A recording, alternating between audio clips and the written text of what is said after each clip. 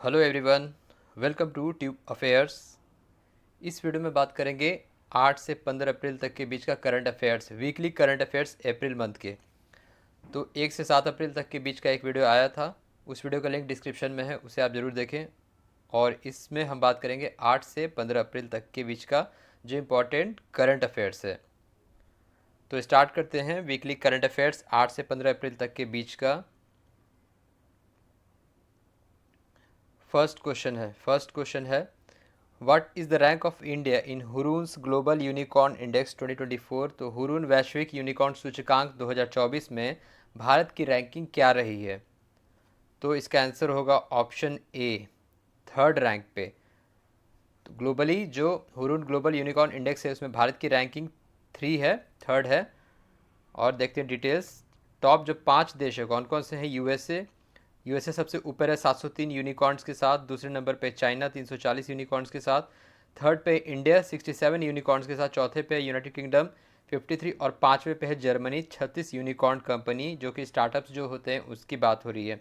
अगर इनसे बात करें तो टॉप पे कौन है? जो चीन का है सोशल मीडिया बाइट डांस, जो कि इसका ओनरशिप टिकटॉक के पास है। नंबर 1 पे जो इसका वैल्यूएशन है 220 यूएस बिलियन डॉलर है। नंबर 2 पे स्पेस एक्स 180 बिलियन डॉलर इसका वैल्यूएशन। नंबर 3 पे ओपन एआई, जो कि आप चैट जीपीटी जानते हैं। फोर्थ पे एंट ग्रुप फिनटेक है। पांचवा पे है शिन ई कॉमर्स, ये भी चाइना का है। तो ये टॉप 5 आपको ध्यान देना है। इसमें कैनवा भी है, कैनवा जो कि डिज़ाइनिंग ऐप है, ग्राफिक डिज़ाइनिंग ऐप। तो बात करते हैं इंडिया तीसरे नंबर पे 67 यूनिकॉर्न्स के साथ। जो भारत की तरफ से टॉप परफॉर्मिंग है वो है स्विगी 8 बिलियन डॉलर के वैल्यूएशन के साथ। ड्रीम 11 ये भी है 8 बिलियन डॉलर के साथ।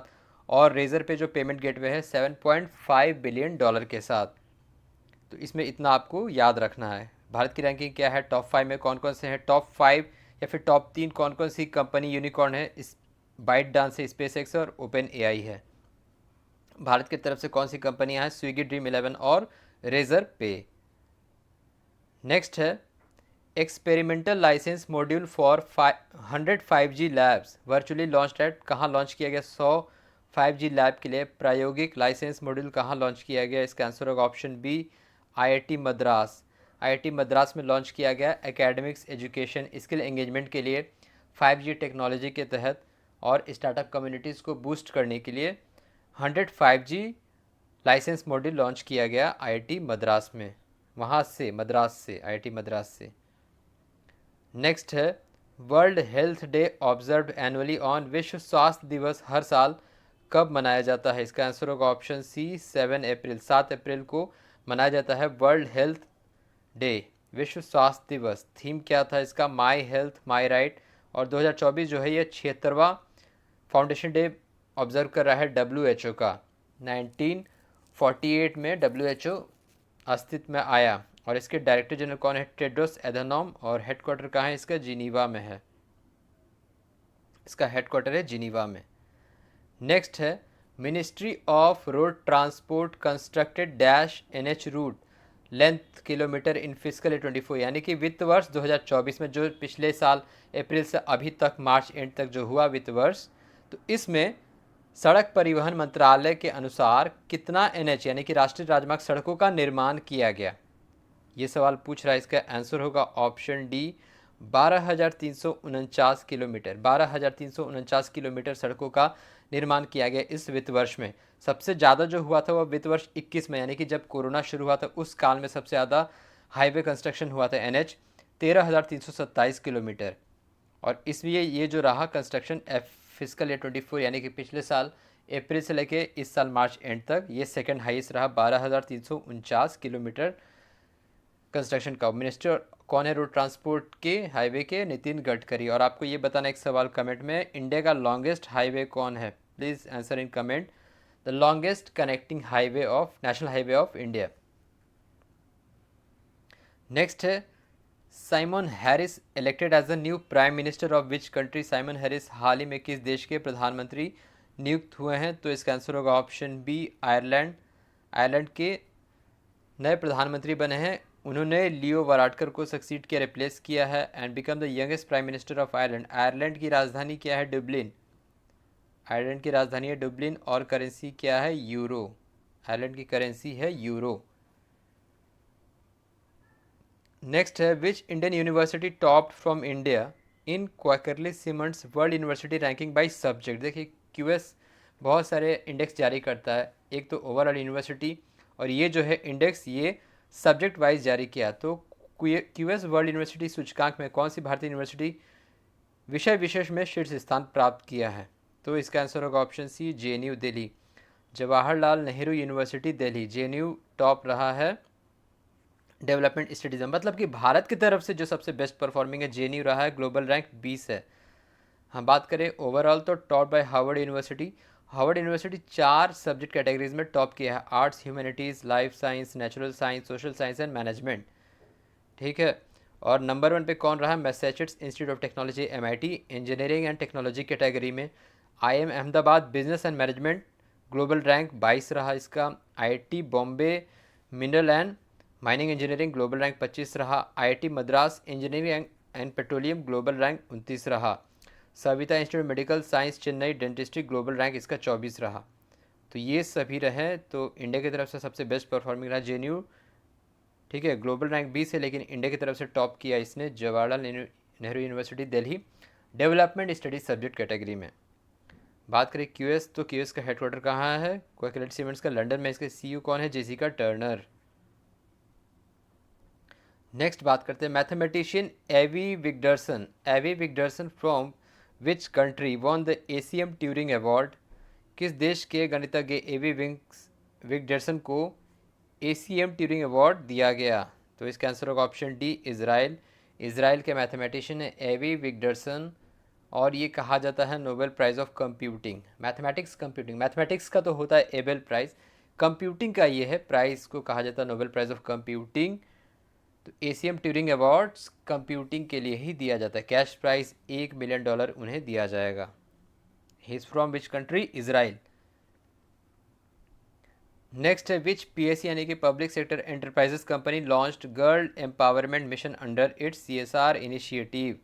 सीएसआर क्या होता है? Corporate social responsibility initiative. किस सार्वजनिक क्षेत्र की कंपनी ने कन्या सशक्तिकरण मिशन लॉन्च किया है? इसका सही जवाब होगा ऑप्शन ए एनटीपीसी। एनटीपीसी जो कि महारत्न पब्लिक सेक्टर एंटरप्राइजेज है, national thermal power corporation NTPC ने जारी किया for its initiative Beti Bachao Beti Padhao के तहत गर्ल एम्पावरमेंट मिशन। वर्तमान में बात करें तो कुल 13 महारत्न कंपनियां हैं इंडिया में।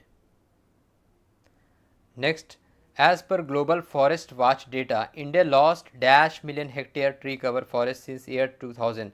यानी कि साल 2000 से भारत में कितना मतलब वृक्षों और वनों का इसमें कमी हुई है as per global forest watch data? तो इसका आंसर होगा option C 2.33 million hectare. 2.33 million hectare जो कि वृक्ष और जंगलों में कमी आई है साल 2000 से अब तक 24 सालों में। सबसे ज़्यादा जो लॉस हुआ है फॉरेस्ट कवर ट्रीज में वो हुआ असम में 4.14 thousand hectare, followed by Mizoram, Arunachal Pradesh, Nagaland, Manipur, इन सभी राज्यों में। और आपको पता होना चाहिए सबसे ज़्यादा फॉरेस्ट कवर है मध्य प्रदेश में। अगर हम बात करें सबसे ज़्यादा परसेंटेज ऑफ फॉरेस्ट कवर कहाँ है एरिया का, तो वो है अरुणाचल में। यानी कि जितना एरिया है उसका सबसे ज़्यादा परसेंटेज कवर है फॉरेस्ट में अरुणाचल में। और ओवरऑल की बात करें तो सबसे ज़्यादा फॉरेस्ट कहाँ है? मध्य प्रदेश में। नेक्स्ट है which international organisation reappointed Kristalina Georgieva as managing director? Kristalina Georgieva किस अंतर्राष्ट्रीय संस्था की एमडी नियुक्त हुई है फिर से? इसका सही जवाब होगा option D IMF, international monetary fund जो कि यूएन इसका पेरेंट ऑर्गेनाइजेशन है, यूएन का जो वित्तीय संस्था है आईएमएफ, इसकी एमडी नियुक्त हुई है, दोबारा री अपॉइंट हुई है। तो इंटरनेशनल मॉनेटरी फंड जो कि 1944 में अस्तित्व में आया 1944 under Bretton Woods conference. Headquarter इसका है वॉशिंगटन में, वॉशिंगटन डीसी में इसका हेडक्वार्टर है। नेक्स्ट है recently book title the idea of democracy released, who is the author of this book? पुस्तक द आइडिया ऑफ डेमोक्रेसी के लेखक कौन है जो हाल ही में प्रदर्शित हुई है? तो इसका सही जवाब होगा option A Sam Pitroda. Sam Pitroda जो कि ये टेलीकॉम सेक्टर के बहुत बड़े ये रहे हैं फाउंडर नेशनल टेलीकॉम मिशन, इसके शायद फाउंडर भी रहे हैं सैम पित्रोदा, और पॉलिटिशियन भी रहे हैं। तो Sam Pitroda is the writer of the book the idea of democracy. Next है, which bank introduce Aadhaar ATM service for convenient cash withdrawal. Cash withdrawal के लिए किस बैंक ने आधार एटीएम सर्विस को जारी किया है? इसका सही आंसर होगा option B, India post payment bank, यानी कि Bharatiya Dak, IPPB, India post payment bank Bharatiya Dak ने आधार एनेबल एटीएम सर्विस को जारी किया है। NPCI ने इसमें एक ये लगाया है कि मैक्सिमम ट्रांजैक्शन होगा वो 10,000 का होगा on single APS, Aadhaar enable payment system financial transaction के तहत। और सभी सुविधाएं दी जाएंगी, cash withdrawal, cash deposits, transactions, इन सभी को देखने के लिए। IPPB की बात करें तो इंडिया पोस्ट पेमेंट बैंक के MD CEO कौन है? R विश्वेश्वरन। R विश्वेश्वरन इसके MD CEO हैं।